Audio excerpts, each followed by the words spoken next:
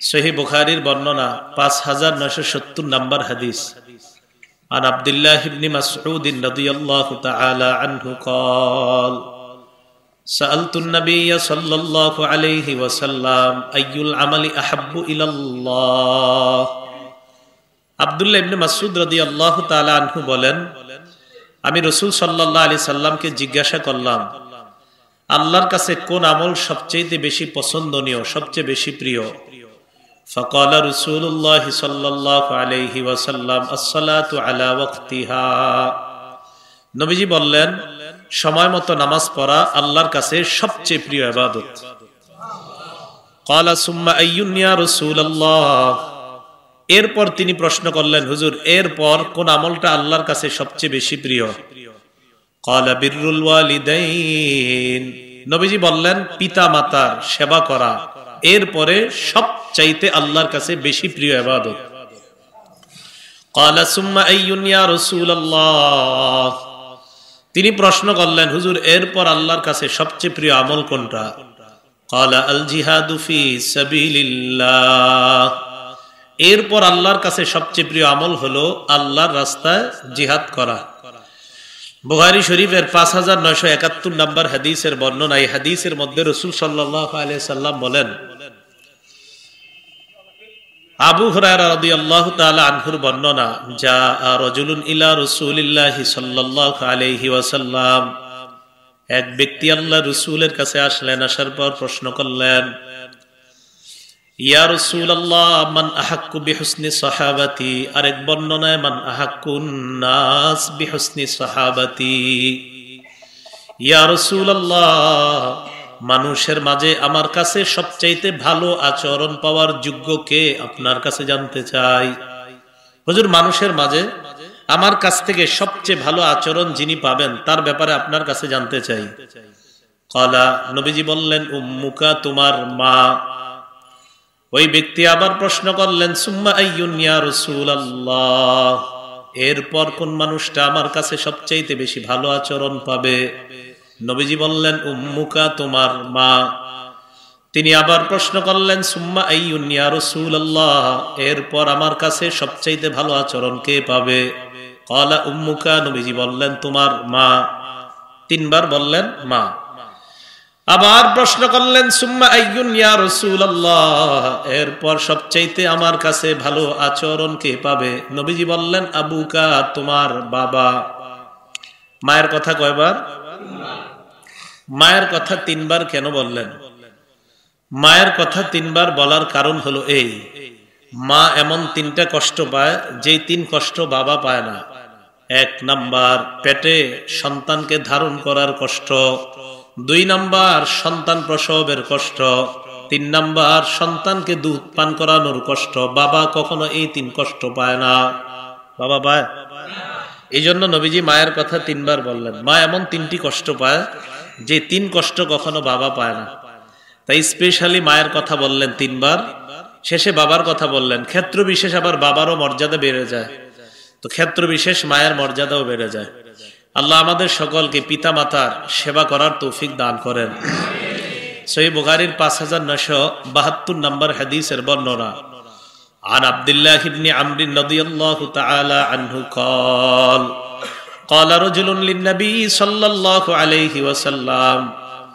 এক ব্যক্তি আল্লাহর নবীর কাছে জানতে চায়, ইয়া রাসূলুল্লাহ উজাহিদু, আমি জিহাদের ময়দানে যেতে চাই। নবীজি বললেন, আলাকা আবাওয়ান, তোমার পিতা মাতা দুইজন বেঁচে আছে কিনা? তিনি জবাব দিলেন, জি, আমার পিতা মাতা বেঁচে আছেন। নবীজি বললেন, ফাফিহিমা ফাজাহিদ, পিতা মাতার সেবা করার মাধ্যমে তুমি জিহাদ করো। তুমি পিতা মাতার সেবা করো, জিহাদের সওয়াব পেয়ে যাবা। সহিহ বুখারীর 5973 নম্বর হাদিসের বর্ণনা। عن عبد الله بن عمرو رضي الله تعالى عنه قال قال رسول الله صلى الله عليه وسلم। নবীজি সাল্লাল্লাহু আলাইহি ওয়াসাল্লাম বলেন, ওই সন্তান কেমন যেই সন্তান তার পিতা মাতাকে অভিশাপ দেয়? নবীজি বললেন, ওই সন্তান বড় খারাপ। সাহাবারা বললেন, ইয়া রাসূলুল্লাহ, কাইফা ইয়ালআনু রাজুলু ওয়ালিদাই, একজন ছেলে কিভাবে তার পিতা মাতাকে অভিশাপ দেয় আপনার কাছে জানতে চাই।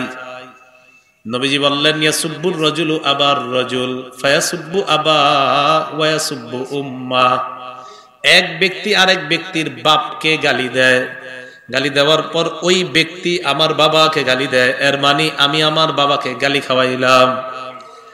নবীজি বলেন, কোন ব্যক্তি আরেকজনের বাবাকে গালি দেয়, গালি দেওয়ার পর ওই ব্যক্তি তার বাপরে গালি দেয়, আমি ওনারে দিছি, উনি আমারে দিছে, তার মানে আমি আমার বাপেরে গালি খাওয়াইছি। নবীজি বলেন, এই সন্তান তার পিতা মাতারে অভিশাপ দেয়, যে সন্তান সে তার বাপেরে গালি খাওয়ায়, তার মাকে গালি খাওয়ায়। আল্লাহ আমাদের সকলকে পিতা মাতার সম্মান রক্ষা করার তৌফিক দান করেন। আবু দাউদ শরীফের 2582 নম্বর হাদিসের বর্ণনা। এটা আব্দুল্লাহ ইবনে আমর রাদিয়াল্লাহু তাআলা আনহুমার বর্ণনা। তিনি বলেন, জাআ রাজুলুন ইলা রাসূলিল্লাহি সাল্লাল্লাহু আলাইহি ওয়াসাল্লাম, এক ব্যক্তি আল্লাহ রাসূলের কাছে আসলেন, আসার পর বললেন, জিতু উবাইউকা আলাল হিজরাতি ইয়া রাসূলুল্লাহ, হুজুর আমি আপনার কাছে আসলাম, আমি হিজরতের বায়াত হতে চাই, আমি আপনার সাথে মদিনায় যেতে চাই, আমি হিজরত করতে চাই। ওয়া তারাকতু আবাওয়াইয়া ইয়াবকিয়ান, তবে আমার মা বাবাকে এমন অবস্থায় রেখে আসছি, আমার মা বাবা কান্না করতেছে। আবার বলছি, ইয়া রাসূলুল্লাহ, আমি আপনার কাছে হিজরতের বায়াত হতে চাই, আমার মা বাবাকে রেখে আসছি এমন অবস্থায় আমার মা বাবা কান্না করে। নবীজি বললেন, ইরজি, তোমার মা বাবার কাছে যাও, আদহিকহুমা কামা আবকাইতাহুমা, মা বাবাকে যেইভাবে কান্না করে আমার কাছে এসেছ, ওইভাবে গিয়া আবার মা বাবাকে হাসিয়ে দাও। যাও হাসাও, মা বাবারে হাসাও। নবীজি বললেন, মা বাবারে হাসাও, পরে হিজরতে তোমাকে নিব কিনা পরের ভাবনা, আগে মা বাবাকে হাসাও, তাদেরকে কান্না করায় কেন আসছো? আল্লাহ আমাদের সকলকে পিতা মাতার গুরুত্ব দেওয়ার তৌফিক দান করেন। রাসূল সাল্লাল্লাহু আলাইহি সাল্লামের একজন সাহাবী নাম মিকদাম রাদিয়াল্লাহু তাআলা আনহু। এই মিকদাম রাদিয়াল্লাহু তাআলা আনহুর বর্ণনা, ক্বালা রাসূলুল্লাহ সাল্লাল্লাহু আলাইহি ওয়াসাল্লাম, নবীজি বলেন, ইন্নাল্লাহা ইউসিকুম বিউম্মাহাতিকুম সালাসা, নিশ্চয়ই আল্লাহ তোমাদেরকে মায়ের ব্যাপারে 3 বার ওসিয়ত করেন। ওয়া ইন্নাল্লাহা ইউসিকুম বিআবাইকুম, আল্লাহ তোমাদেরকে হুকুম করেন বাবাদেরও যেন তোমরা সেবা করো। ওয়া ইন্নাল্লাহা ইউসিকুম বিল আকরাব ফাল আকরাব, আল্লাহ তোমাদেরকে হুকুম করেন নিকট আত্মীয় যারা আছে তাদের প্রতিও যেন সদাচরণ করো। 1 নাম্বার, মায়ের ব্যাপারে আল্লাহ তোমাদেরকে 3 বার আদেশ করছেন তোমরা যেন মায়ের সেবা করো। 2 নাম্বার, আল্লাহ তোমাদেরকে আদেশ করেন যেন বাবার সেবা করো। 3 নাম্বার, আল্লাহ আদেশ করেন যেন আত্মীয়দের সেবা করো। তাহলে মা বাবা আত্মীয় সবার প্রতি সদাচরণ করার কথা আল্লাহ বলেছেন, আল্লাহ আদেশ করেছেন। আল্লাহ এই সকল শ্রেণীর অধিকারগুলা রক্ষা করার তৌফিক দান করেন। রাসূল সাল্লাল্লাহু আলাইহি ওয়াসাল্লামের একজন সাহাবী, ওনার নাম মুআবিয়া ইবনে জাহিমা আস-সুলামি রাদিয়াল্লাহু তাআলা, তিনি বলেন, আতাইতু রাসূলুল্লাহ সাল্লাল্লাহু আলাইহি ওয়াসাল্লাম, আল্লাহ নবীর কাছে আমি আসলাম। আসার পর আল্লাহ নবীকে আমি বললাম, ইয়া রাসূলুল্লাহ, ইন্নী কুনতু আরাদতুল জিহাদা মাআকা আবতাগি বিযালিকা ওয়াজহাল্লাহ ওয়াদ দারাল আখিরাহ, হুজুর আমি আপনার সাথে জিহাদের ময়দানে থেকে আমি জিহাদের ময়দানে অংশগ্রহণ করতে চাই। আমার নিয়ত হলো আল্লাহ পাওয়া আর আখিরাত পাওয়া, এটাই হলো আমার নিয়ত। নিয়ত কি ভালো না খারাপ? আমি আপনার সাথে পাশে থেকে জিহাদে অংশগ্রহণ করব, আমার নিয়ত হলো আল্লাহ পাওয়া আখিরাত পাওয়া। নবীজি বললেন, আহাইয়াতুন উম্মুক, তোমার মা জীবিত আসেনি? কয় জি আছে। নবীজি বললেন, ইরজি ফাবাররাহা, যাও মায়ের সেবা করো। সাহাবী বলেন, আমি আল্লাহ নবীর সামনে আবার গেলাম। আমাকে আল্লাহ নবী বলে, যখন নাকি অন্যদিকে গেলেন, আতাইতুহু মিনাল জানিবিল আখার, আমি আবার আরেক পাশ দিয়ে আইসা বললাম, ইয়া রাসূলুল্লাহ, আমি আপনার পাশে থেকে লড়াই অংশগ্রহণ করতে চাই, আল্লাহর সন্তুষ্টি চাই আর আখিরাত চাই। নবীজি আবার বললেন, আহাইয়াতুন উম্মুক, তোমার মা জিন্দা আছেনি? কয় জি আছে। নবীজি বললেন ইরজি ফাবাররাহা, যাও মায়ের সেবা করো। কবার হলো? দুইবার। নবীজির সামনে আবার আমি গেলাম, আবার গিয়ে বললাম ইয়া রাসূলুল্লাহ ইন্নী কুনতু আরাদতুল জিহাদা মাআকা আবতাগি বিযালিকা ওয়াজহাল্লাহ ওয়াদ দারাল আখিরা। হুজুর, আমি আপনার পাশাপাশি থেকে জিহাদের ময়দানে থাকতে চাই, আমি আল্লাহর সন্তুষ্টি চাই, আখিরাত চাই। নবীজি বললেন আহাইয়াতুন উম্মুকা, তোমার মা জিন্দা আছেনি? জি আছে। ইরজি ফাবাররাহা, যাও মায়ের সেবা করো। ইলজাম রিজলাহা, মায়ের পা আগলে রাখো, মায়ের পায়ের সাথে লেগে থাকো। ফাসাম্মাল জান্নাহ, সেখানেই তোমার জান্নাত। এর মানে সেবা করো, মায়ের সেবা।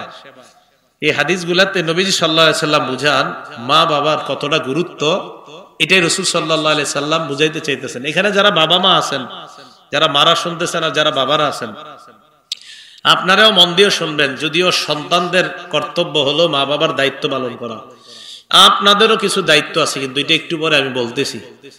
আগে আপনাদেরটা শেষ হোক।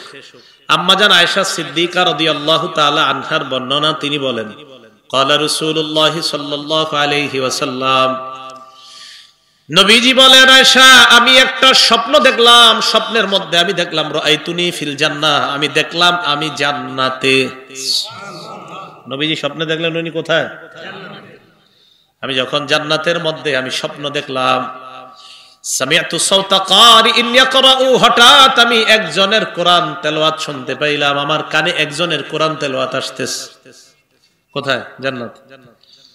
আমি ফেরেশতাদেরকে প্রশ্ন করলাম, ফেরেশতারা মান হাযা, এটা কার তেলাওয়াত?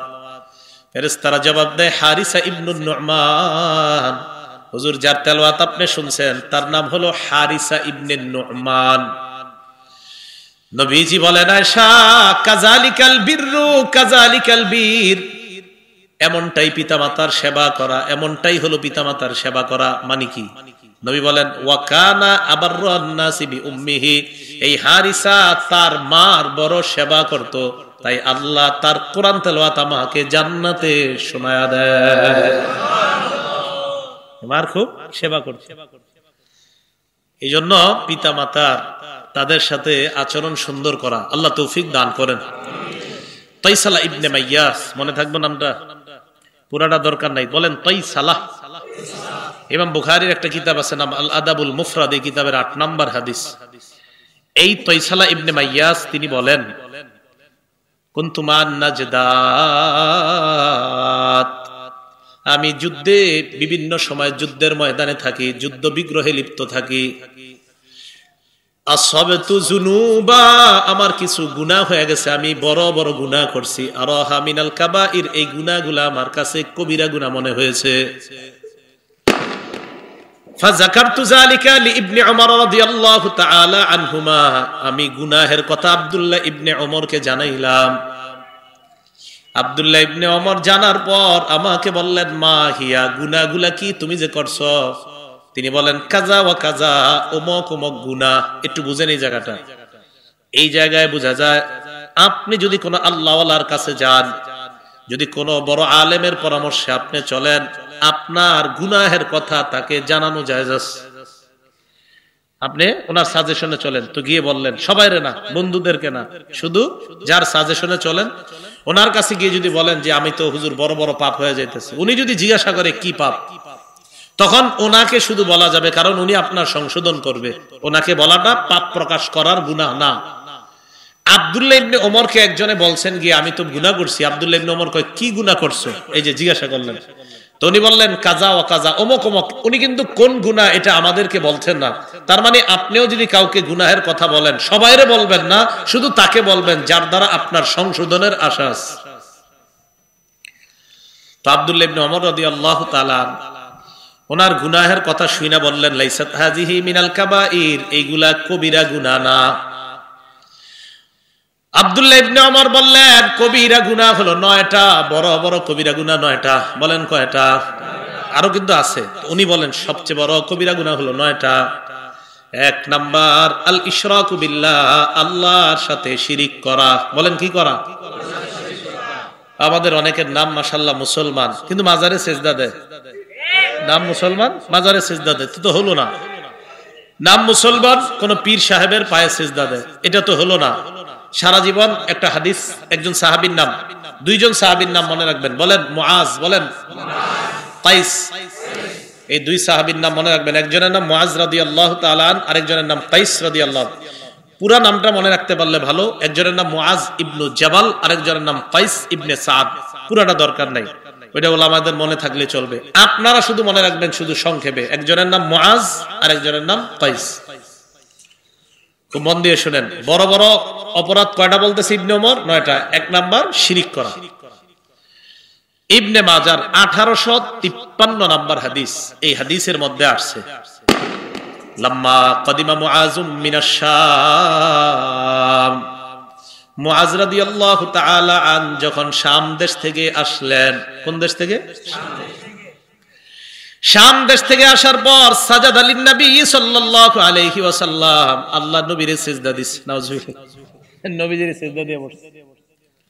নবীজি কয় মা হাযা ইয়া মুআজ, মুআজ এটা কি করলা তুমি?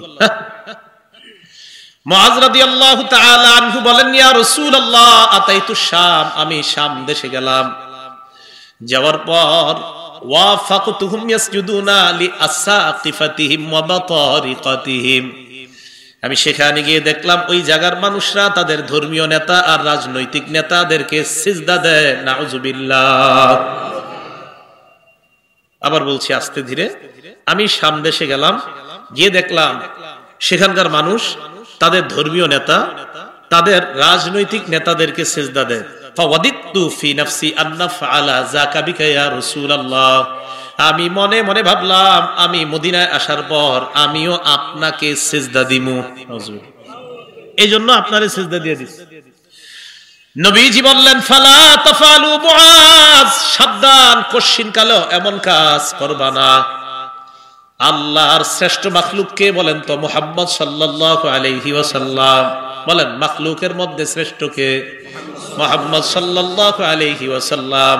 তিনি বললেন মুআজ আমাকে কখনো এমন সিজদা দিবা না, তাকে যেহেতু সিজদা দেওয়া হারাম, অতএব দুনিয়ার অন্য কোন পীর ফকির বলেন, শাইখুল হাদিস, মুফতি, মুহাদ্দিস বলেন, ইমাম খতিব যাই বলেন না কেন, কাউকে সিজদা দেওয়া হারাম। নবীরে সিজদা দেওয়া হারাম, তো সেখানে অন্য কাউকে সিজদা দেওয়া হারাম। সিজদা দেওয়া কাকে? একমাত্র তাহলে এই সাহাবী। আরেকজনের নাম জানি কি বলছিলাম? কায়েস। আবু দাউদ শরীফ 2140 নাম্বার হাদিস, 2140। এই হাদিসের মধ্যে আসছে কায়েস রাদিয়াল্লাহু তাআলা আনহু বলেন আতাইতুল হীরা, কুফার একটা এলাকা আছে নাম হীরা, হীরা প্রদেশে আমি গেলাম। যাওয়ার পর রাআইতুহুম ইয়াসজুদুনা লিমারজুবানিন লাহুম, গিয়ে দেখলাম তারা তাদের নেতাকে সিজদা দেয়। এবার উনি বলেন ফাকুলতু ওয়া রাসূলুল্লাহ আহাক্কু আইয়ুসজাদালা, কোন মানুষ যদি সিজদা পাওয়ার যোগ্য হয় তাহলে আল্লাহর রাসূল সবচেয়ে বেশি যোগ্য। এটা সত্যি কথা। পৃথিবীর কোন মানুষ যদি সিজদা পাওয়ার যোগ্য হয় তো সবচেয়ে বেশি যোগ্য কে হবে? মুহাম্মদ সাল্লাল্লাহু আলাইহি সাল্লাম। যেই ভাবনা সেই কাজ। উনি নগদ চলে আসছে নবীজির কাছে। আসার পর কই ইয়া রাসূলুল্লাহ আতাইতুল হীরা, আমি কুফার হীরা নগরীতে গেলাম। যাওয়ার পর দেখলাম ইয়াসজুদুনা লিমারজুবানিন লাহুম, তারা তাদের নেতাকে সিজদা দেয়। আমিও মনে মনে ভাবলাম ইয়া রাসূলুল্লাহ ফাআনতা ইয়া রাসূলুল্লাহ আহাক্কু আন নাসজুদা লাকা, আপনি তো সিজদা পাওয়ার বেশি যোগ্য। সত্যি কথা। নবীজি কই তো কি করতে চাও? আমি আপনারে সিজদা দিতে চাই। এবার নবীজি কি বলে দেখেন। নবীজি বললেন শোনো, আরাইতা লাউ মারারতা বিকবরি, আমি যদি কবরের মধ্যে থাকতাম, আমার কবরের সামনে দিয়ে গেলে কি তুমি আমার কবরকে সিজদা করতা?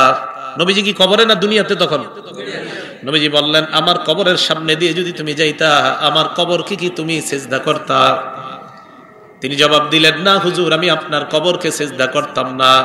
নবীজি বলেন যেমনি ভাবে আমার কবরের সামনে দিয়ে গেলে কবরকে সিজদা করতে না, ফালা তাফালু, তেমনি ভাবে আমাকেও কখনো সিজদা করবা না। এই হাদিসের মধ্যে বোঝা যায় দুনিয়ার সবচাইতে শ্রেষ্ঠ মাখলুক, এই জগৎ বলেন আর পরের জগৎ বলেন, সব জগতের শ্রেষ্ঠ মাখলুকের নাম মুহাম্মদ সাল্লাল্লাহু আলাইহি ওয়াসাল্লাম। আর সবচাইতে শ্রেষ্ঠ কবর, যে কবরের মধ্যে আল্লাহর রাসূল শুয়ে আছেন। তাহলে কি বোঝা যায়? আল্লাহর রাসূলের কবরটা সবচাইতে শ্রেষ্ঠ কবর, আবার আল্লাহর নবী সবচাইতে শ্রেষ্ঠ মাখলুক।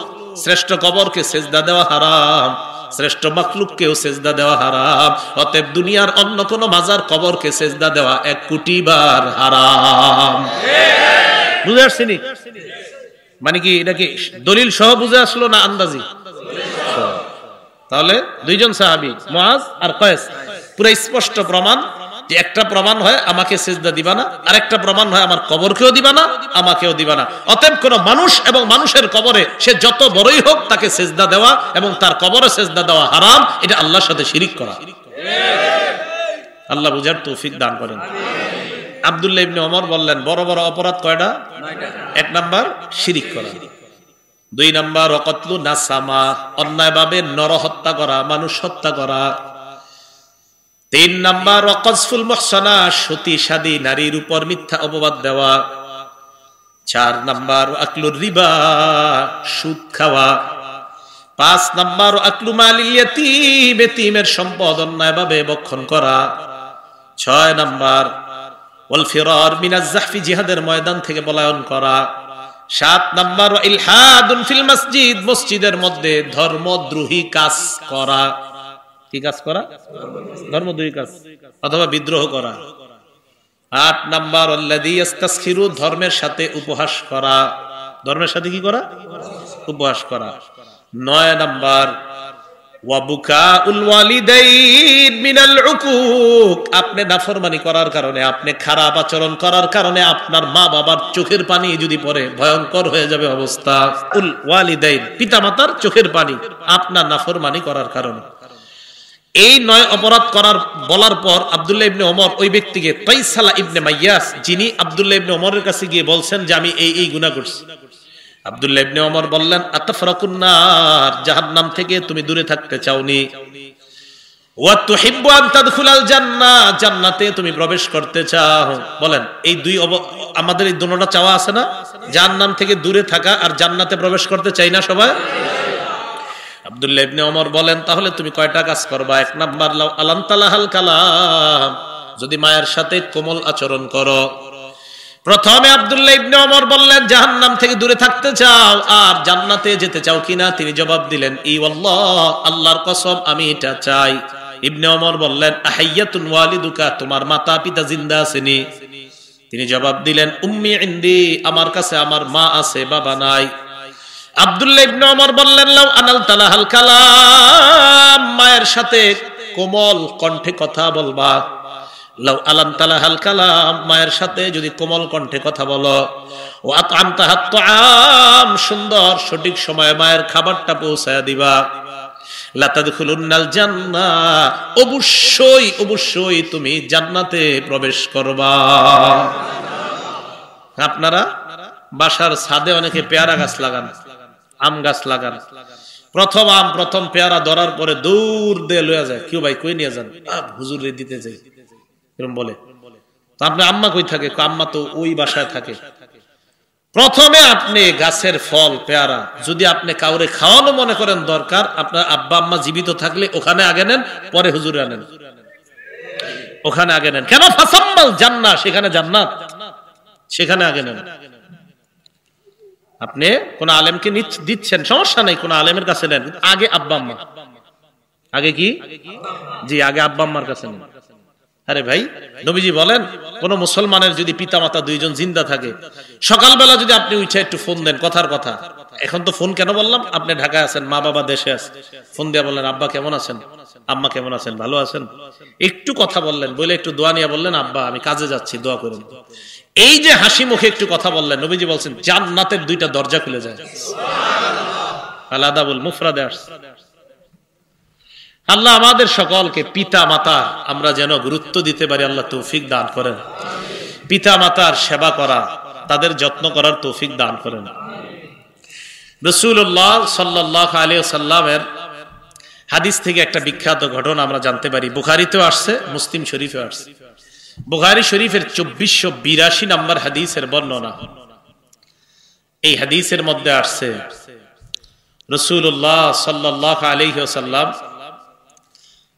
একজন বিখ্যাত ব্যক্তির ঘটনা আমাদেরকে শুনিয়েছেন। তার নাম আপনারা শুনছেন, নাম জুরাইজ। কি নাম? জুরাইজ। এই জুরাইজ উনি কি করতেন? কানা রাজুলুন ফি বানি ইসরাঈল ইউকালু লাহু জুরাইজ, বনি ইসরাইলের এক ব্যক্তি ছিল, তার নাম জুরাইজ। মুসলিম শরীফে হাদিসটা লম্বা, বুখারীতে হাদিসটা একটু শর্ট, বাকি মুসলিমে একটু লম্বা। এই জুরাইজ কানা ইউসাল্লি ফি সাওমাআতিহি, তার ইবাদতখানায় নামাজ পড়তেন। এটা বুখারীর বর্ণনা, মুসলিম শরীফের বর্ণনা। ফাজাআত উম্মুহু, তার মা আসছে। আসার পর বললেন, ইয়া জুরাইজ আনা উম্মুকা, জুরাইজ আমি তোমার মা, কাল্লিমনি, আমার সাথে কথা বলো। জুরাইজ চিন্তা করলেন, উসল্লি আও উজিবু, আমি কি নামাজ পড়বো নাকি মায়ের কথায় সাড়া দিব। ফাখতারাস সালাতা, উনি নামাজটা কি বেছে নিলেন, নফল নামাজ পড়তে থাকলেন। বুখারীতে একবারের কথা আছে, মুসলিম শরীফে আসছে একবার, মা চলে যাওয়ার পর আবার আসছে। আসার পর আবার ডাক দেয়, জুরাইজ আনা উম্মুকা কাল্লিমনি, জুরাইজ আমি তোমার মা, কথা বলো। জুরাইজ আবার চিন্তা করলেন, নামাজ পড়বো না কথা বলবো, মায়ের ডাকে সাড়া দিব। আবার নামাজ পড়তে থাকলেন, আবার মা আসছে। মুসলিম শরীফে আসছে 3 বার মা আসছে, বুখারীতে আসছে একবার। জুরাইজ চিন্তা করলেন, নামাজ পড়বো নাকি মায়ের কথা শুনবো। এক পর্যায়ে উনি নামাজ পড়তে লাগলেন। 3 বার আসার পর মা বললেন, আল্লাহুম্মা লা তুমিতহু হাত্তা তুরিয়াহুল মুমিসাত, আল্লাহ তুমি জুরাইজের মরণ দিবা না, কোন পতিতার চেহারা না দেখায়া। একটা পতিতার পরীক্ষা ওরে ফালাইবা, এই পরীক্ষা না ফালানো ছাড়া আল্লাহ তুমি ওরে মরণ দিও না। ঘটনা চক্রে এরপরে কি হয়েছে এটা বুখারীতে নাই, এটা আবার মুসলিম শরীফে আছে। এক খারাপ মহিলা যে টাকার বিনিময়ে নিজের সতীত্ব বিক্রি করে বেড়ায়, সেই মহিলা বলল, লাফতিনান্না জুরাইজান, আমি জুরাইজরে বিপদে ফালাবো। এই কথা বইলা ফাতাআররাজাত লাহু, জুরাইজের সামনে আইসা বিভিন্ন অঙ্গভঙ্গি করতেছে যেন তার সাথে অপকর্মে লিপ্ত হয়। নাউজুবিল্লাহ। তিনি তার সাথে কোনো অপকর্ম করেননি। এই মহিলাটা কি করলো, আতাতরাইয়ান, একজন রাখালের কাছে যায়। আমকানাতহু মিন নাফসিহা, যাওয়ার পর তার সাথে অপকর্ম করছে রাখালের। ফাওয়ালাদাত গুলামান, অপকর্ম করার পর পেটে সন্তান এসে গেছে, সন্তান হয়ে গেছে। জনগণের কাছে সন্তান নিয়ে যায়, নেওয়ার পর কয়, জনগণ কারে তোমরা এতদিন আল্লাহ ওয়ালা বুঝতা, ইবাদত খানায় যিনি ইবাদত করে তিনি আমার সাথে অপকর্ম করছে, এর প্রমাণ হলো এই সন্তান। জনগণ কি করছে, আতা হুয়া কাসারু সাওমা আতা, আয়েশা একদম ইবাদত খানা পুরোটা ভেঙে দিচ্ছে। জুরাইজ তাদের সামনে আসছে, আসার পর সাব্বুহু, তারা জুরাইজকে গালি দেয়। আসার পর জুরাইজকে যখন গালি দেয়, তাওয়াদ্দা, জুরাইজ ওযু করছে, ওযু করার পর সাল্লা, নামাজে দাঁড়ায়। নামাজ পড়ার পর আতাল গুলাম, ওই ছেলেটার কাছে আসছে, বাচ্চাটার কাছে। আসার পর বাচ্চাকে প্রশ্ন করলো, মান আবুকা, তোমার বাবাকে। আল্লাহ ওই বাচ্চার জবান খুলে দেয়। 3 জন বাচ্চার জবান খুলে গেছে। একজন ইউসুফ জুলাইখা যে ঘরে ছিল, ওই ঘরে একটা বাচ্চা ছিল, এই বাচ্চার জবান খুলে গেছে। আরেকজন ঈসা আলাইহিস সালাম, আরেকজন এই জুরাইজ বিপদে পড়ার পর যে বাচ্চা, এই বাচ্চার জবান খুলছে। তাফসীরের কিতাবে মুসা আলাইহিস সালামের কথাও আছে, কিন্তু হাদিস কোরআন থেকে এই 3 জনেরটা নিশ্চিত পাওয়া যায়, এই 3 জন যে ছোটবেলায় কথা বলছে। তো জিজ্ঞাসা করলাম, আবুকা, তোমার বাবাকে। বাচ্চা জবাব দিয়ে দেয়, আর-রাঈ, অমুক রাখাল আমার বাবা। জনগণ জুরাইজকে কয়, আমাদের ভুল হয়ে গেছে, নাবনি সাওমাতাকা মিন যাহাবিন ওয়া ফিদ্দা, তোমার ইবাদতখানাটা স্বর্ণ রূপা দিয়ে আবার বানায়া দেই। জুরাইজ কয়, না দরকার নাই, আইদুহু মিন তিন, এটা আবার আগের মতো মাটি দিয়ে বানায়া দাও। জুরাইজ বুঝতে পারলেন, আমার আম্মার কথা শোনার যদি না আমি না, আমার আম্মার কথা না শোনার কারণে আম্মা আল্লাহর কাছে বলছে, আল্লাহ তার মরণের আগে পতিতার পরীক্ষা না ফালায়া তারে মরণ দিও না।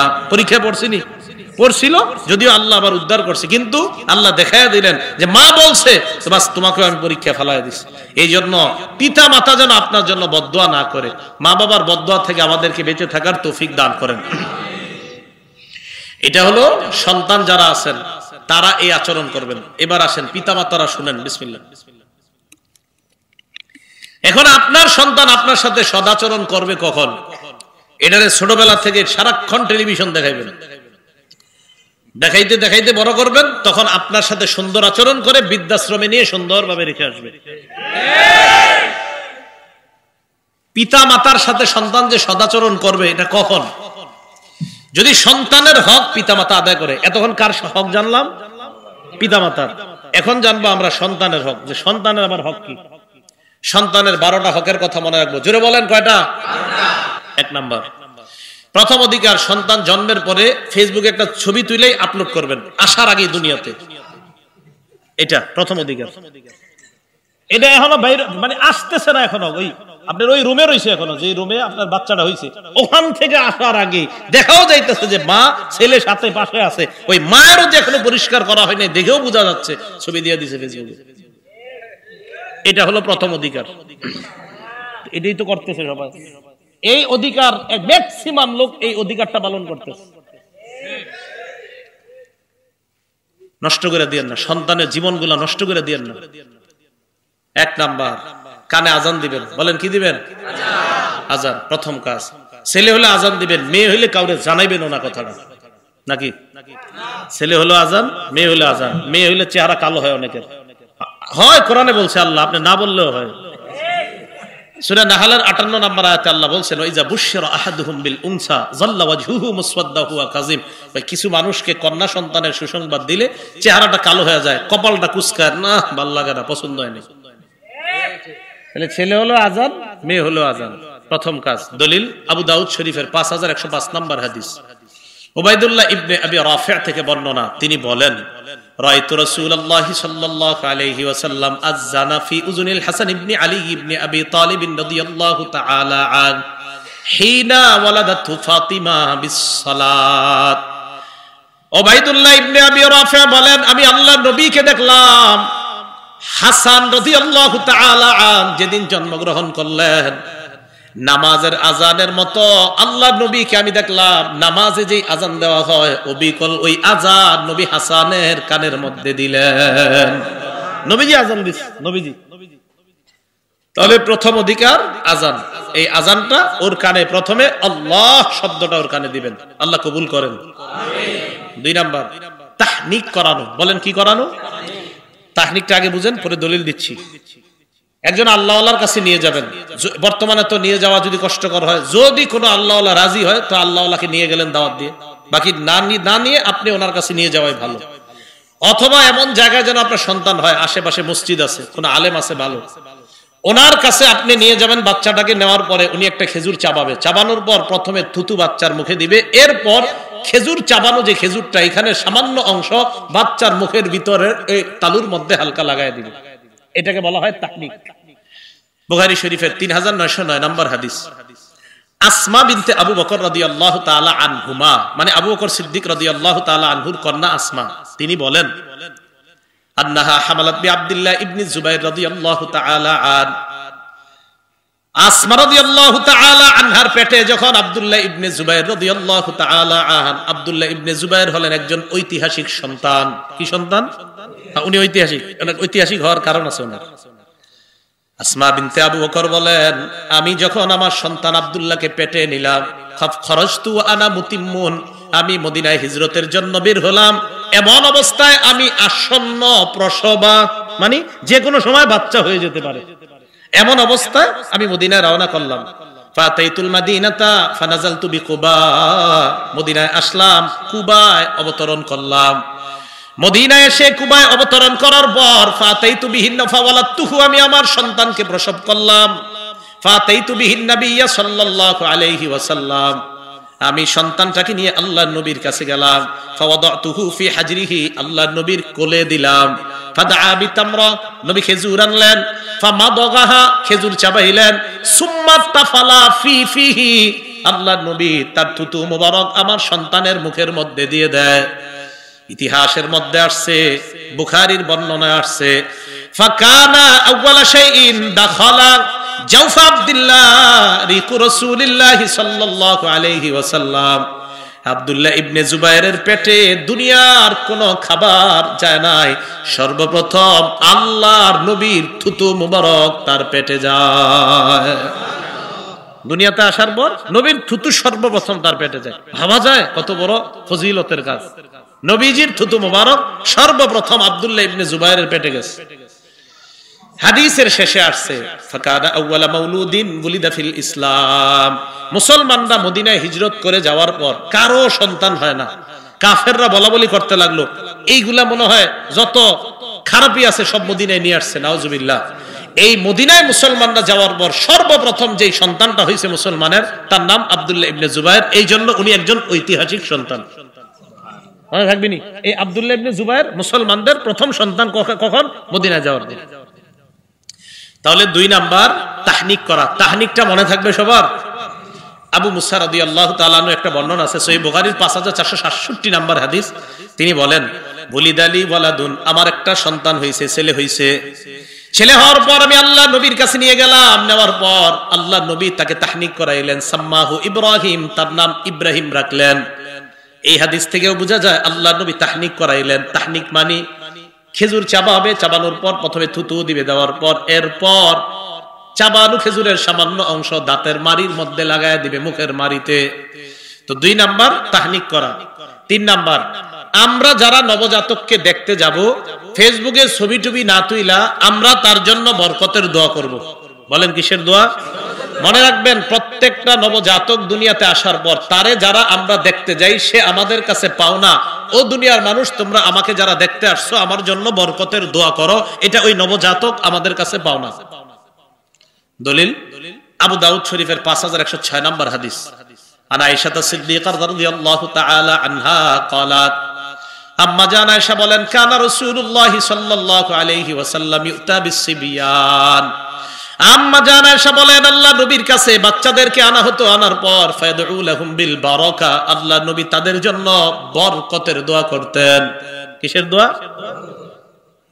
একজন বিখ্যাত আলেম নাম আইয়ুব আস-সুখতিয়ানি রাহমাতুল্লাহি আলাইহি, কানা ইযা হান্না বিমাউলুদিন, উনি যখন কোন নবজাতককে স্বাগত জানাইতেন, নবজাতককে স্বাগত জানাইতেন, যখন নবজাতকের বাবাকে উনি বলতেন, জাআলাহুল্লাহু মুবারাকান আলাইকা ওয়া আলা উম্মতি মুহাম্মাদিন সাল্লাল্লাহু আলাইহি ওয়াসাল্লাম, তোমার এই সন্তানটা তোমার জন্য এবং গোটা জগতের উম্মতি মুহাম্মাদের জন্য আল্লাহ বরকতের কারণ বানায়া দেন। ছবি তুলতেন না দোয়া করতেন? দোয়া। তাহলে 3 নাম্বার বাচ্চার জন্য বরকতের দোয়া করা। 4 নাম্বার আকিকা করা। বলেন কি করা? আকিকা করা। আকিকার ব্যাপারটা খুব ভালো করে শুনেন। আকিকার ব্যাপারে শুধু মানুষ প্রশ্ন করে, হুজুর আকিকার গোশত খাওয়া যাবে কিনা? আকিকার গোশত যার আকিকা ও সহ সবাই খাবে। ও তো আর খাবে না, 7 দিনের দিন আর কি খাবে? কথার কথা, ও যদি খাইতে পারে ওর মুখে একটু ঝোল টোল দিয়ে দিয়ে। কেন আপনারা এটা খাইতে চান না? না খেলে আমার জন্য পাঠাই দিন, কি করবেন আর? হে পবিত্র খাদ্য খাইতে চায় না, না না এটা ধরিস না। মুরব্বীরা কয় বুঝায়, আকিকার গোশত খাওয়া যাবে না মানে কি? এটা আনন্দ করে খাবেন, মনে থাকবে তো আকিকার গোশত খাওয়া যাবে, খাবেন। দেখি কারা কারা খাবেন না, খাবেন। এটা পবিত্র, খাবেন। বুঝি নাই এটা মানে এমন একটা হয়েছে আপনার দেখবেন মানে হয়ে গেছে এরকম না, এটা মনে হয় কি জানি, আরে কি জানি মানে, হ্যাঁ গরিবদেরকেও দিয়েন, কিন্তু আপনারাও খাবেন। প্রথম কথা, আকিকা কততম দিনে করবেন? প্রথম কথা, আকিকা 7ম দিনে করবেন। কোনতম দিনে? নাসাই শরীফ 4220 নম্বর হাদিসের বর্ণনা। ক্বালা রাসূলুল্লাহ সাল্লাল্লাহু আলাইহি ওয়াসাল্লাম, নবীজি বলেন, আল আকিকাত কুল্লু গুলাবিন রহিনুন বিআকিকাতিহি, যত নবজাতক দুনিয়ার মধ্যে আসে প্রত্যেকটা নবজাতক তার আকিকার সাথে আবদ্ধ। তুযবাহু আনহু ইয়াওমা সাবিহি, 7ম দিনে তার আকিকা করবে, তার পক্ষ থেকে জবাই করা হবে। ওয়া ইহলাকু রাসুহু, 7ম দিনে তার মাথা মুন্ডন করা হবে। ওয়া ইউসাম্মা, তার নাম রাখা হবে। মাথা মুন্ডন করার পর একটা কাজ করবেন, তিরমিজির 1519 নম্বর হাদিসের বর্ণনা।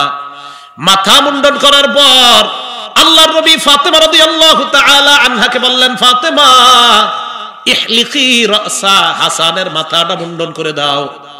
ওয়া তাসাদদাকি বিজানাতি শারিহি ফিদ্দাতান, হাসানের মাথার চুল পরিমাণ রূপা সদকা করে দাও।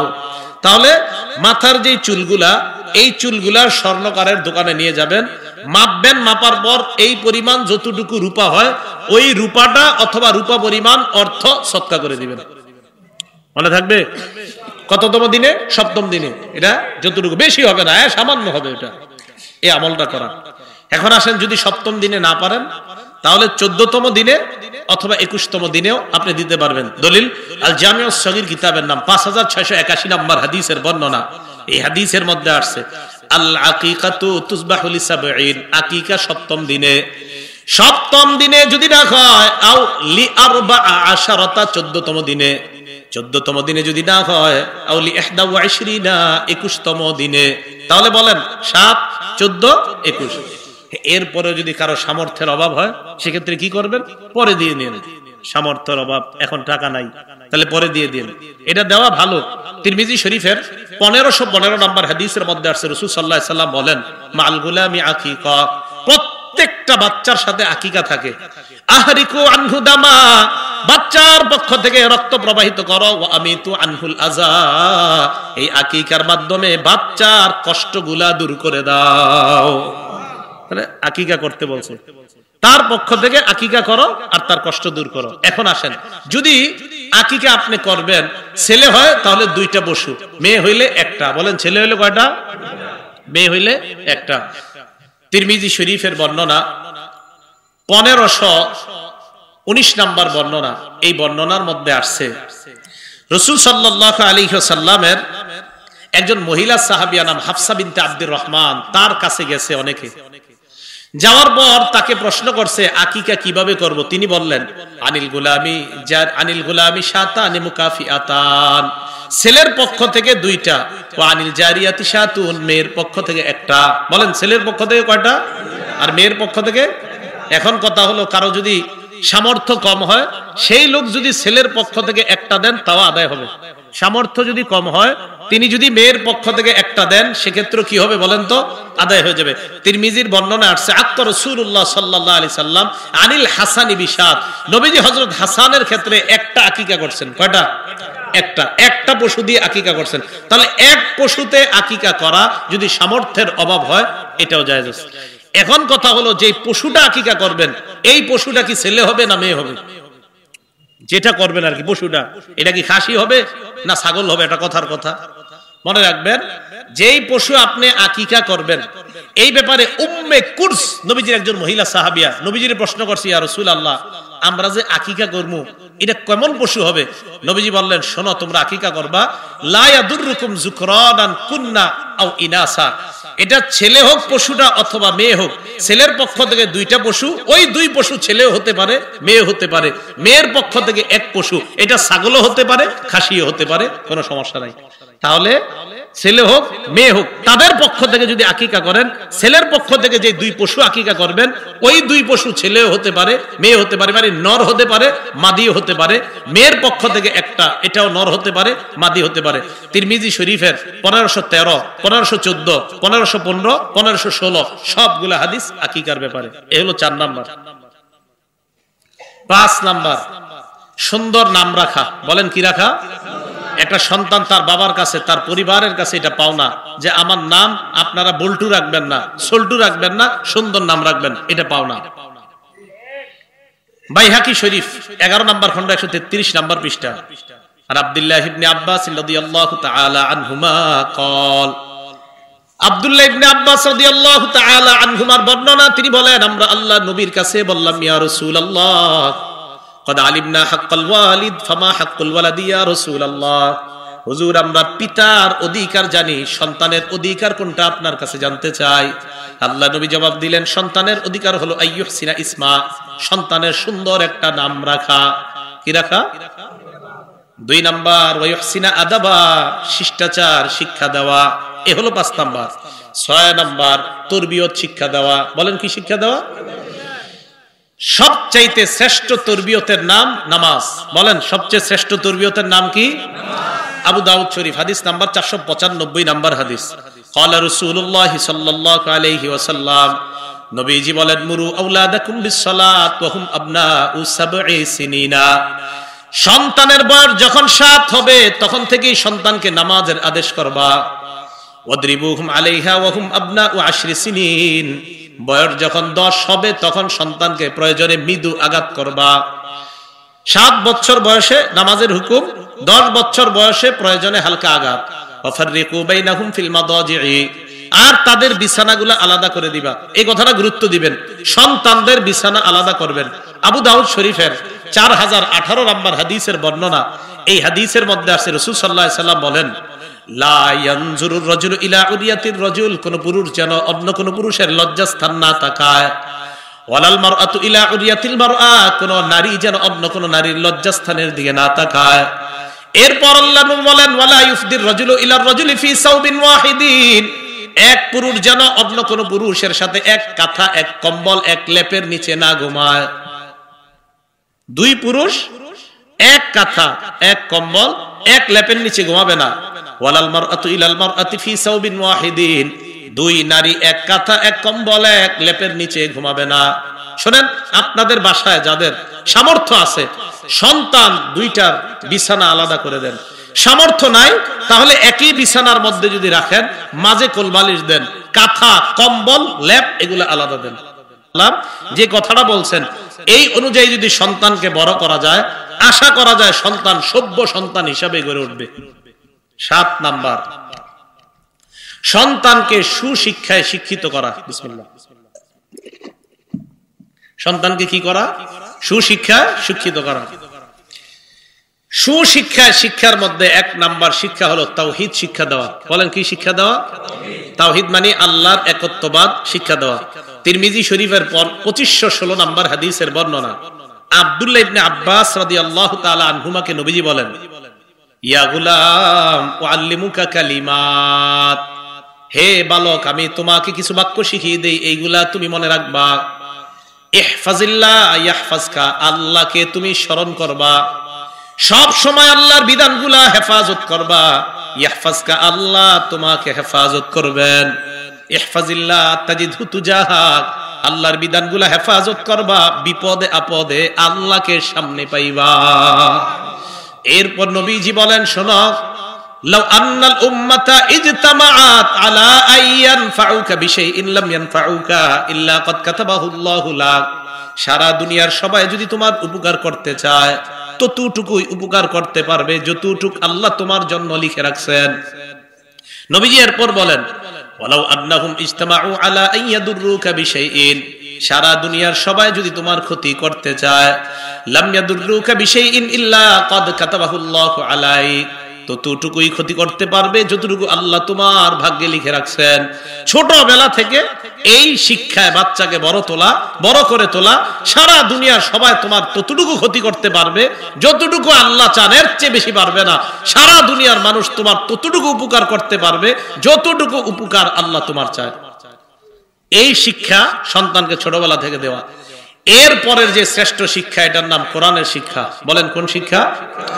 কোরআনের শিক্ষা। এটা 7 নম্বর অধিকার সন্তানের, যে সুশিক্ষা কি? কোরআনের শিক্ষা। সহিহ বুখারী 5027 নম্বর হাদিস। ক্বালা রাসূলুল্লাহ সাল্লাল্লাহু আলাইহি ওয়াসাল্লাম, নবীজি বলেন, খায়রুকুম মান তাআল্লামাল কুরআনা ওয়া আল্লামা, তোমাদের মধ্যে সর্বোত্তম ওই ব্যক্তি যে ব্যক্তি কোরআন শিখে অন্যকে শিক্ষা দেয়। তোমাদের মাঝে সর্বোত্তম ওই ব্যক্তি যে কোরআন শিখে এবং অন্যকে শিক্ষা দেয়। নবীজি সাল্লাল্লাহু আলাইহি সাল্লাম তিরমিজি শরীফের 2091 নাম্বার হাদিসের মধ্যে বলেন, তাআল্লামুল কুরআনা ওয়াল ফারাইজা, তোমরা কোরআন শিখো, ফরজ বিদ্যা শিখো, ওয়া আল্লিমুন নাস, অন্যকে শিখাও। তাহলে সন্তানকে সুশিক্ষায় শিক্ষিত করা, এর মধ্যে একটা হলো তাওহীদ শিক্ষা, আরেকটা শ্রেষ্ঠ শিক্ষার নাম কোরআন শিক্ষা। আপনার সন্তান ডাক্তারি বিদ্যা আর যা শিখুক না কেন, মাথায় রাখবেন যে আমার সন্তানের প্রথম শিক্ষা হবে কোরআনের শিক্ষা। বলেন প্রথম শিক্ষা কি শিক্ষা? 7 নাম্বার। 8 নাম্বার, যদি আপনি জীবদ্দশায়, আপনি জীবিত আছেন, এই অবস্থায় যদি আপনি আপনার 4 সন্তানকে সম্পত্তি দিতে চান, তাহলে সমানভাবে দিবেন। কি কইলাম? আপনি দুনিয়াতে থাকা অবস্থায় যদি সম্পত্তি বন্টন করে দিতে চান তো সমানভাবে দিবেন, ছেলে হোক মেয়ে হোক। মানে হ্যাঁ, মেয়ের অর্ধেক না, মেয়েরও সমান দিবেন। যদি জীবদ্দশায় তো মেয়ে আপনার মিরাজ পাচ্ছে না, আপনি মারা যাওয়ার পর মিরাজের মাসালা আসবে। আপনি জীবদ্দশায় তো মিরাজের মাসালা না, আপনি জীবদ্দশায় যদি জান যে আমি সম্পত্তি দিয়ে দিব, তা আপনি সমানভাবে দিবেন, ছেলে মেয়ে সবাইকে। এই মাথা রাখবেন এটা। আপনি মারা যাওয়ার আগ পর্যন্ত তো মিরাজের মাসালাই আসতেছে না। আপনি মারা গেলে ছেলে পাবে যা, মেয়ে পাবে অর্ধেক। দুনিয়াতে থাকতে যদি আপনি দিতে চান তো সমানভাবে বন্টন করবেন। হ্যাঁ, যে হুজুর আমি যদি কাউরে একটু বেশি কম দিতে চাই পারবো কিনা, সেটা লিখিত ফতোয়া আনবেন ফতোয়া বিভাগ থেকে। কি কারণে কোন ছেলেকে একটু বেশি দিতে চান, কি কারণে আরেক সন্তানকে একটু কম দিতে চান, এটা লিখিত ফতোয়া আনবেন ফতোয়া বিভাগ থেকে। এরপর আপনি কম বেশি দিবেন। সাবধান, মাথায় রাখবেন, আপনার প্রথম দায়িত্ব জীবদ্দশায় যদি দিতে চান সমানভাবে দিবেন। হ্যাঁ, এরপরে হুজুর আমার এক ছেলে তো মাশাআল্লাহ খুব ভালো, আরেকটা সারাদিন মদ খায়, গাঞ্জা খায়, এর কি কিছু কম দিব কিনা, এই ব্যাপারে লিখিত ফতোয়া আনবেন যে এর কম দেওয়া যাবে কিনা। হ্যাঁ, মাসালা তো আছে, দেওয়া যাবে কিনা, আরেকজনকে একটু বেশি দেওয়া যাবে কিনা। হুজুর আমার বড় ছেলেটা আমার পুরো পরিবার দেখে রাখবে, আমি আশা করি ছোটটা পরিবার তো দেখবে না, উল্টা নষ্ট করবে, ওরে আমি কম দিমু, বড়টারে বেশি দিমু, জায়েজ আছে কিনা এটা লিখিত ফতোয়া আনবেন। কিন্তু প্রথম কথা হলো সন্তানকে সমানভাবে বন্টন করা, এটা হলো বক্তব্য যদি জীবদ্দশায়। মুসলিম শরীফের 1623 নম্বর হাদিস, নু'মান রাদিয়াল্লাহু তাআলা আন, ওনার আব্বার নাম বশির, বলেন কি নাম? এই বশির রাদিয়াল্লাহু তাআলা আন ওনার ছেলে নোমানকে আল্লাহ রাসূলের কাছে নিয়ে গেলেন। আল্লাহ নবীর কাছে নিয়ে যাওয়ার পর বললেন, ইয়া রাসূলুল্লাহ ইশহাদ আন্নী নাহালতু নু'মানা কাযা ওয়া কাযা। নবীজির কাছে গেলেন, যাওয়ার পর বললেন, ইয়া রাসূলুল্লাহ আমি আমার সন্তান নোমানকে এই এই সম্পদটা দেই, আপনি সাক্ষী থাকেন আমি আমার সন্তানকে এই এই সম্পদ দিব। নবীজি বলেন, তুমি তোমার সন্তানকে দিয়ে দিছো? কয় হ্যাঁ। আমারে সাক্ষী বানাই দইছো? কয় হ্যাঁ। নবীজি বললেন, নাহালতা মিসলামা নাহালতা নোমান, তোমার অন্যান্য সন্তানদেরকে নোমান রে যা দিছো তা দিছো কিনা? তুমি যে নোমান রে দিয়ে দিলে এত কিছু অন্য সন্তান করে দিছো? কয় জি না। নবীজি বললেন, ফাশহাদ আলা হাযা গায়রি, তাহলে আমারে সাক্ষী বানাও না, অন্য কাউরে সাক্ষী রাখো। আমি পারবো না, অন্য কাউরে সাক্ষী রাখো। এরপর নবী বললেন, আয়াসুরুকা ইয়াকুনু ইলাইকা সাওয়াআন ফিল বিররি, তুমি কি চাও তোমার সব সন্তান তোমার সাথে ভালো ব্যবহার করুক? কয় জি, এটা চাই। কয় সন্তানরা ভালো ব্যবহার করুক সবাই সমানভাবে, এটা যদি চাও তাহলে সম্পদ কেন সমান দিবা না? তুমি চাও যে তোমার 4 সন্তান তোমার প্রতি সমানভাবে ভালো ব্যবহার করুক, তো 4 সন্তানকে, মানে এটা কথার কথা, তোমার সব সন্তান তোমার প্রতি ভালো ব্যবহার করুক যখন তুমি চাও, তো সম্পদ কেন সমানভাবে দিবা না? যদি তুমি চাও যে সবাই ভালো ব্যবহার করুক তো সমানভাবে দাও। আমি কিন্তু আবার বলছি, যদি কম বেশি দিতে চান ফতুয়া বিভাগ থেকে ফতুয়া আনবেন। হ্যাঁ, তো নবীজি সাল্লাল্লাহু আলাইহি সাল্লাম বললেন, তুমি কি অন্য সন্তানদেরকে দিছো? কয় না। তাহলে সাক্ষী অন্য কাউরে রাখো। এই 8 নাম্বার অধিকার, সন্তান আপনার কাছে সম্পদ পাবে। যদি কম দেন, কেন কম দিবেন এটা আলেমদেরকে জানাইতে হবে। 9 নাম্বার, সন্তানের বয়স হলে, বিয়ের বয়স হলে বিয়ে করায় দিবেন। বিয়ের বয়স হলে, হ্যাঁ, মুসনাদে আহমদের বর্ণনা, যদি বয়স হওয়ার পরেও বিয়ে না করান, নবীজি সাল্লাল্লাহু আলাইহি সাল্লাম বলেন, সন্তান হইলে সুন্দর নাম রাখবা, ফাইদা বালাগা ফালিজাওয়িজহু, বালেগ হইলে বিয়ে করায় দাও। এরপর আল্লাহ নবী বলেন, ওয়াইন বালাগা আলাম ইউজাওয়িজহু, যদি বালেগ হওয়ার পর কোনো বাবা তার সন্তানকে বিয়ে না করায়, ফাসাবা ইসমান, যদি গুনাহ করে, ফাইন্নামা ইসমুহু আলা আবি, ওই গুনাহ বাপের উপর বর্তাবে। বালেগ হওয়ার পর যদি বিয়ে না করেন, এখন বলবেন হুজুর ছেলে বালেগ হয়েছে, একটু কামাই রোজগার করুক, এখনই বিয়ে করামো, টাকা পয়সা তো বেশি নেই, তো মোবাইলটা 25,000 টাকা দিয়ে দিচ্ছেন কেন? 25-এর সাথে আর কিছু মিলেলি তো বিয়ে হয়ে যায়। সন্তান বালেগ হওয়ার পর 2 অপশন, বলেন কয়টা? বিয়ে করান। হুজুর টাকা কম, রোজা রাখান, বলেন বিয়ে করাবো। 1 নাম্বার কি? টাকা না থাকলে রোজা, বলেন টাকা থাকলে বিয়ে, টাকা না থাকলে রোজা, টাকা থাকলে বিয়ে, টাকা না থাকলে রোজা, মাঝখানে গুনাহের অপশন নাই। বুঝেন নাই? টাকা থাকলে বিয়ে, না থাকলে রোজা, গুনাহের অপশন নাই। তো সন্তান যদি বালেগ হয় বিয়ে করায় দেন। যদি হুজুর টাকা নাই, রোজা রাখান, গুনাহের অপশন নাই। যদি করে আপনার উপরে বর্তাবে, বুঝার চেষ্টা করবেন। 9 নাম্বার। 10 নাম্বার, বিয়ের ক্ষেত্রে পাত্র পাত্রীর মতামতকেও গুরুত্ব দেওয়া। কি বললাম?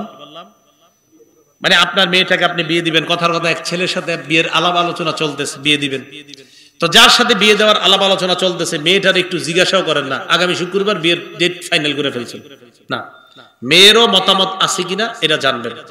মুসনাদে আহমদের বর্ণনা, নবীর যুগে এক ঘটনা ঘটে গেছে।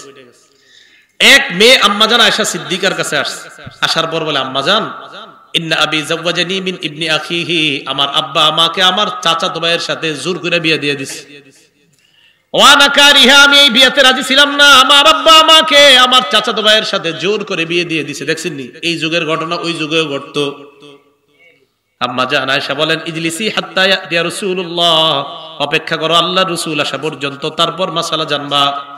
নবীজি আসলেন, আসার পর আল্লাহর নবী মাসালা জানলেন, মানে প্রশ্নটা জানলেন। জানার পর নবীজি তার বাবাকে ডাকলেন, ডাকার পর মেয়েকে বললেন, তুমি বলো এই বিয়েতে তুমি থাকবা নাকি তোমার বিয়েটা আমি ভেঙে দিব। মেয়েটা জবাব দিলেন, আজাস্তুমা সোনা আবি, আমার বাবা যা করছে এটার মধ্যে আমি অনুমোদন দিয়ে দিলাম, মানে বাবার কথাটা মেনে নিলাম। তবে ইয়া রাসূলুল্লাহ, আমি আপনার কাছে মাসালা এই কারণে জিজ্ঞাসা করলাম, কিয়ামত পর্যন্ত মেয়েরা যেন মতামত দেওয়ার যে একটা অধিকার আছে, এই অধিকার যেন প্রতিষ্ঠিত হয়ে যায়। এই কারণে আপনার কাছে মেয়েদের অধিকার যেন প্রতিষ্ঠিত হয়, এই জন্য আপনি এটা বলে দেন, বাকি আমি ঠিক আছে আব্বার কথা মেনে নিছি। 11 নাম্বার, সন্তানের ভরণ পোষণের দায়িত্ব আপনার। আবু দাউদ শরীফের 1692 নম্বর হাদিসের বর্ণনা, নবীজি সাল্লাল্লাহু আলাইহি সাল্লাম বলেন, কাফা বিল মারই ইসমান আইয়ুদাইয়া মা ইয়াকুত। একটা বাবার জন্য খারাপ হওয়ার জন্য এতটুকুই যথেষ্ট, তার পরিবারের টাকা পয়সা সে জুয়া খেলায় আর খারাপ কাজে লাগায়। যেটা তার সন্তান পাইতো, যেটা তার বিবি পাইতো, এটা সে অন্য জায়গায় কাজে লাগায়। তাহলে ওইটা সন্তানের অধিকার, পরিবারের অধিকার আপনি অন্য জায়গায় নষ্ট করা। 12 নাম্বার অধিকার, সন্তানের জন্য বদদোয়া করবেন না। কি করবেন না? বদদোয়া করবেন না, দোয়া করবেন। আবু দাউদ শরীফের 1532 নম্বর হাদিসের বর্ণনা, এই হাদিসের মধ্যে রাসূল সাল্লাল্লাহু আলাইহি ওয়াসাল্লাম বলেন, লা তাদউ আলা আনফুসিকুম, নিজেদের বিরুদ্ধে বদদোয়া করবা না। ওয়ালা তাদউ আলা আওলাদিকুম, সন্তানদের বিরুদ্ধে বদদোয়া করবা না। ওয়ালা তাদউ আলা খাদামিকুম, কর্মচারীদের বিরুদ্ধে বদদোয়া করবা না। ওয়ালা তাদউ আলা আমওয়ালিকুম, সম্পদের বিরুদ্ধে বদদোয়া করবা না। নিজের বিরুদ্ধেও না, সন্তানের বিরুদ্ধে না, খাদেমদের বিরুদ্ধে না, সম্পদের বিরুদ্ধে না। নবীজি সাল্লাল্লাহু আলাইহি সাল্লাম সন্তানদের জন্য বদদোয়া করতে নিষেধ করলেন, তাদের জন্য দোয়া করা। এই 12টা অধিকার সন্তান আপনার কাছে পাও না। 1 নাম্বার, তার কানে আজান দেওয়া। 2 নাম্বার, তাহনিক করা। 3 নাম্বার, তার জন্য বরকতের দোয়া করা। 4 নাম্বার, আকিকা করা। 5 নাম্বার, সুন্দর একটা নাম রাখা। 6 নাম্বার, তরবিয়ত শিক্ষা দেওয়া। 7 নাম্বার, সুশিক্ষায় শিক্ষিত করা। 8 নাম্বার, সমানভাবে সম্পদ তাদেরকে দেওয়া, জীবদ্দশায় যদি দিতে চান। 9 নাম্বার, আপনার সন্তানের বিয়ের বয়স হলে বিয়ে করায় দেওয়া। 10 নাম্বার, সন্তান বিয়ের ক্ষেত্রে তাদের মতামতকে গুরুত্ব দেওয়া। 11 নাম্বার, সন্তানের অধিকার ভরণ পোষণের দায়িত্ব আপনি নেওয়া, অন্তত বালেগ হওয়া পর্যন্ত। 12 নাম্বার, সন্তানের বিরুদ্ধে বদদোয়া না করা। সন্তান যারা আছি আমরা পিতামাতার অধিকারগুলো আদায় করব, পিতামাতা যারা আছি আমরা সন্তানের অধিকারগুলো আমরা আদায় করব। আল্লাহ পাক রব্বুল আলামিন আমাদের সকলকে যে কথাগুলো আমরা শুনলাম, বললাম, আমাদের সকলকে আমল করার তৌফিক দান। আমরা কেউ উঠবো না, আমরা কেউ উঠবো না। এখন ছেলেদেরকে মাথায় পাগড়ি দেওয়া হবে, হাজী সাহেব হুজুর পাগড়ি দিবেন, আমরা বসি মেহরবানি করে। আমরা কেউ উঠবো না, পাগড়ি পরানো হবে, এরপর আখিরি মুনাজাত হবে, তারপর ইনশাল্লাহ আমরা বিদায় নিব। আল্লাহ পাক রব্বুল আলামিন আমাদের সকলকে এত